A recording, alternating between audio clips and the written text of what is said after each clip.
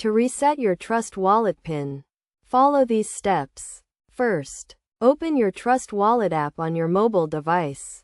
Once the app is open, tap on the settings icon, usually located in the top right or left corner of the screen. In the settings menu, scroll down and select Security.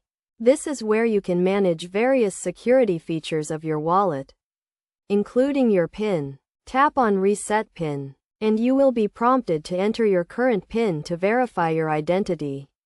Enter your current PIN and tap Confirm. If you have forgotten your current PIN, you will need to use your recovery phrase to restore your wallet. This is a critical security feature to prevent unauthorized access to your funds. After verifying your identity, you will be asked to create a new PIN. Choose a strong and unique PIN, preferably one that is not easily guessable. Enter your new PIN and confirm it by re-entering it in the next field. Make sure to choose a PIN that you can remember, as you will need it to access your wallet. Once you have confirmed your new PIN, tap Save to complete the reset process. Your Trust Wallet PIN has now been successfully reset. It is essential to keep your PIN safe and secure to protect your cryptocurrency funds.